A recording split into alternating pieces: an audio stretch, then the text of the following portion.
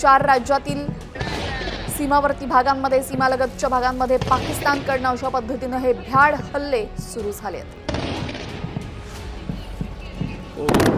काल ज्या पद्धतीने आता पाकिस्ताननं हे हल्ले केले त्याच पद्धतीने आज सुद्धा केलेले। दरम्यान आता पाकिस्तानला काहीतरी मोठं उत्तर द्यावं लागेल हे मात्र निश्चित आहे। यासाठी बैठकांवर बैठका सुद्धा सुरू झालेल्या आहेत। केंद्र सरकारकडून हालचाली सुरू झालेल्या आहेत। अगदी काही वेळापूर्वीच पंतप्रधान नरेंद्र मोदी यांच्या निवासस्थानी परराष्ट्र मंत्रालयाची बैठक झाली। यामध्ये परराष्ट्र मंत्री एस जयशंकर उपस्थित होते, परराष्ट्र सचिवही उपस्थित होते, यासह संरक्षण सल्लागार अजित डोभाल सुद्धा उपस्थित होते। आणि आता पाकिस्तानचा बिमोड करण्यामध्ये, पाकिस्तानचे नापाक इरादे हाणून पाडण्यामध्ये भारताला मोठं यश जर हवं असेल आणि भारताला पाकिस्तानला चांगलीच जन्माची अद्दल जर घडवायची असेल तर काहीतरी मोठं पाऊल यावेळेस भारतानं उचलणं गरजेचं आहे, अशीच प्रतिक्रिया जनसामान्यांची आहे। आणि आता यावर केंद्र सरकार नक्की काय निर्णय घेतं हे पाहणं महत्त्वाचं ठरेल। ज्यावेळेस पहलगाम हल्ला झाला त्यानंतर पंतप्रधान नरेंद्र मोदी यांनी आधीच जाहीर केलेलं होतं